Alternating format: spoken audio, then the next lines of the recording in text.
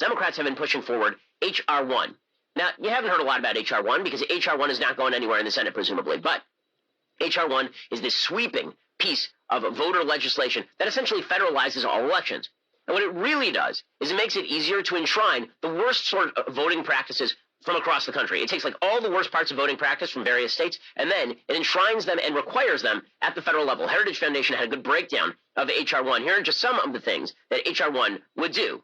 According to the Heritage Foundation, H.R. 1 would seize the authority of states to regulate voter registration and the voting process, forcing states to implement early voting, automatic voter registration, same-day registration, online voter registration, and no-fault absentee balloting, right? So the universal mail-in balloting, that is a rich mine to vein, for a rich vein to mine for all the people who would love ballot harvesting and would love to be able to game the system.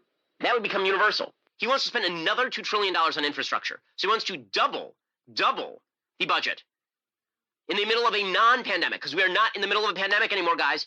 We're not. So we are going to double the national debt, essentially, or at least the household national debt. Over the past year, the pandemic, coupled with its effects on the economy, led to an unprecedented amount of federal spending, according to Heritage Foundation. In fiscal year 2020, it was over $50,000 per household. This year, we can expect another $45,000 per household. The total national debt has risen to $27.9 trillion. That is more than $215,000 per household. And by the way, a lot of households don't pay tax, which means that if you're one of the 50% of households that do pay tax, your actual share of the national debt is more like $430,000. And if you do it by actually tranching out the tax rates, if you're at the top end of the spectrum, you owe millions of dollars to the federal government. Congress is just blowing out the spending. It doesn't actually care about COVID relief, obviously, because, again, the amount that's actually spent on quote-unquote COVID-19 relief for public health is like 10% of the package. Hey, it is a massive spend on teachers' unions who have not reopened their schools. It spends money all the way up until 2026. It spends more money on schools in 2026 than 2021. So this ain't about the pandemic.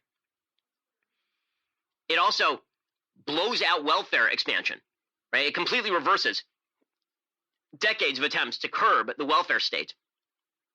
According to the Heritage Foundation, the legislation includes benefit increases and expansions for a variety of safety net programs, including Unemployment Insurance Affordable Care Act subsidies, the Earned Income Tax Credit, which will now be going to people who did not actually pay taxes, cash welfare payments, and much, much more. It also destroys incentives to find work, marry, or increase earnings. Now again, I understand the argument that you want women staying home with kids as opposed to working because it's better for kids not to be in daycare. Right? That's an argument that's now being made by people on the left. Women should have the option to stay home more with their kids if they're single moms and such. But we should have incentives that actually encourage people to get married. Okay, marriage is a solution to poverty. Staying home on a government check is not a solution to poverty, as it turns out.